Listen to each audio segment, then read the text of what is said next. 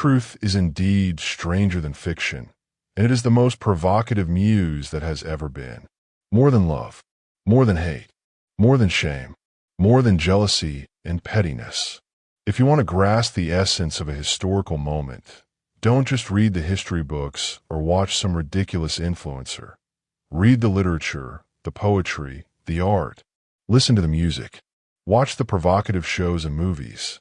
Writers, artists, and creators are the essential chroniclers, capturing the anxieties, the fury, and the underlying mood of their time. I'm talking about the work that truly resonates and endures, not just the stuff churned out to make a quick buck. I am but an observer of the public sphere. I document the inescapable fear, the simmering anger, and the difficult feeling of watching events unfold that seem outside our control. We have a fever to endure. This audio short story collection, The Acanthus Void, is one of those works. Dark humor, satire, horror, parody, an appropriate response to these challenging times. We are afraid. We are angry. As I observe, one conclusion is that the First Amendment argument of free speech is being used to espouse hatefulness, brutality, and outright cruelty.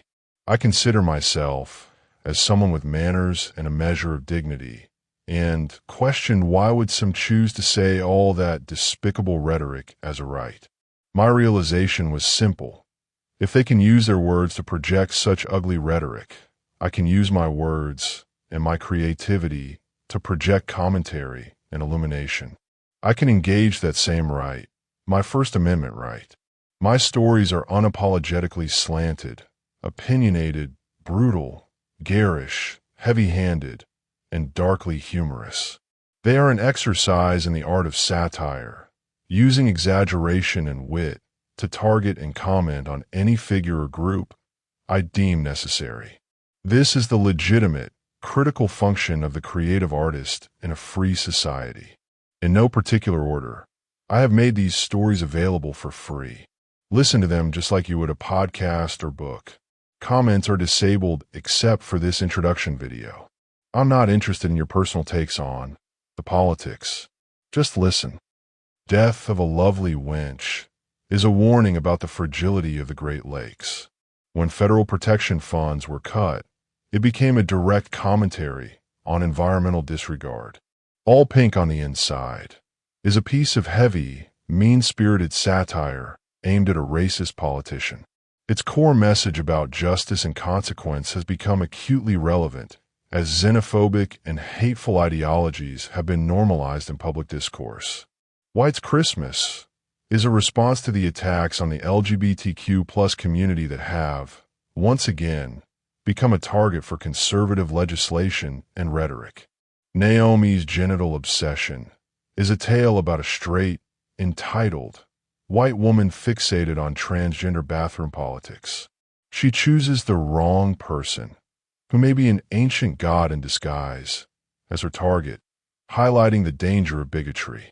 In The Wall Isn't for Bad Hombres, a pop culture figurehead discovers that there are things more terrifying than immigrants in the Texas desert.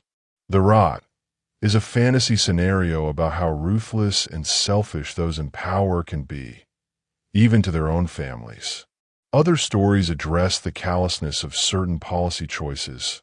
Disintegration details how the denial of healthcare destroys a young boy's life, and Silver Spiders explores a world where addiction is a federal crime.